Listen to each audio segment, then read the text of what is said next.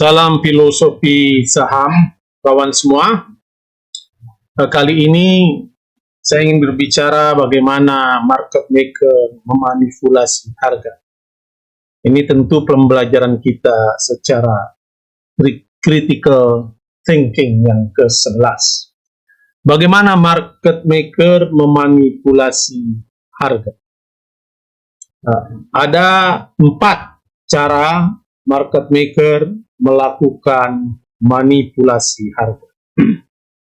Apa saja itu? Yang pertama, tentu kita harus pahami dulu apa itu market maker. Market maker adalah entitas yang memberikan likuiditas di pasar. Mereka menyediakan untuk buy dan sell atas saham tertentu. Nah, tugas mereka adalah mempertemukan penjual dan pembeli dengan memberikan spread, selisih antara harga beli dan harga jual. Nah, ini untuk membantu pasar menjadi liquid. Jadi market maker lah yang menggerakkan, yang membuat sebuah emiten menjadi liquid. Oleh karena itu, kita membutuhkan market maker. Karena tanpa ada market maker, saham akan tidur saja, tidak bergerak. Namun, ada beberapa individu dan kelompok yang mencoba memanipulasi harga saham dengan cara berbagai macam cara. Mungkin orang menyebutnya tidak etis, bahkan ada yang dianggap ilegal. Yang pertama adalah pump and dump. Bahasa kita pom-pom. Pom-pom saya kira sudah lama tentu akan tahu apa yang disebut dengan pom-pom saham. Pom-pom saham adalah para pelaku di pasar, pembeli saham, untuk mendorong harga saham itu naik. Ini namanya pumping. Jadi dia beli saham supaya harganya naik.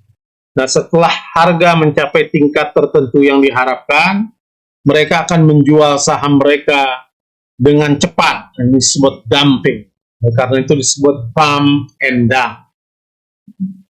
Itu cara market maker yang nakal pertama melakukan pump and dump. Nah, pump and dump ini ketika saham itu jatuh, menyebabkan harga saham itu jatuh sangat drastis, bisa ARB berjilid-jilid. Nah, manipulasi semacam ini tentu merugikan kita para investor atau trader. Karena biasanya orang tertarik, mereka melakukan menaikkan harga sedemikian tinggi, berjilid-jilid arah, naik atau bertahap. Nah, ketika itu disebut pumping. Nah, setelah harga mencapai tingkat tertentu, nah, mereka mulai mengirimkan informasi bahwa saham ini fundamentalnya bagus, dibeli oleh orang-orang yang populer. Nah, setelah banyak para retail masuk ke dalamnya, mereka kemudian menjual, mendistribusi saham itu sebanyak-banyaknya. Nah, ini yang menyebabkan, atau dumping, nah ini yang menyebabkan harga saham jatuh drastis. Nah, itu manipulasi yang dilakukan market maker yang nakal. Yang pertama, pump and dump. Nah, yang kedua adalah front running. Istilahnya itu front running. Front running ini market maker yang nakal tadi mungkin memiliki informasi tentang ada yang akan pesanan besar yang akan datang dari klien lain.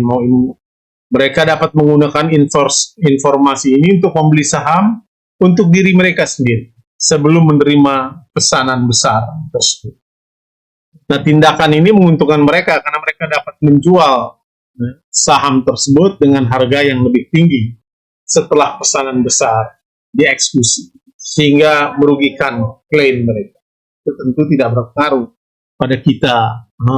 Yang kedua yang dilakukan oleh market maker melalui front running ini. Nah, yang ketiga adalah quote stuffing.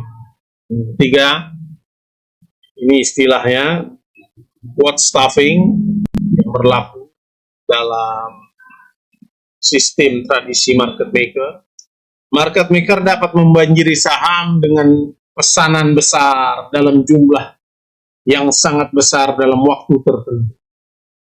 Tiba-tiba dia membeli 2 triliun seperti pada saham Goto dan naik 34%. Nah, besoknya kemudian auto reject bawah langsung, ya, 15% dan terus turun. Ini, ya. Jadi dia membanjiri pasar dengan pesanan besar dalam jumlah yang sangat besar dalam waktu singkat, hanya hitungan 10 menit terakhir. Tujuan dan tindakan ini adalah untuk menciptakan kegiatan perdagangan yang besar dan mendorong investor-investor lain untuk bereaksi. Karena kalau kita akan bereaksi kalau ada saham yang naik tinggi dan kemudian retail tentu ingin membeli, atau yang sudah dalam ingin menjual saham.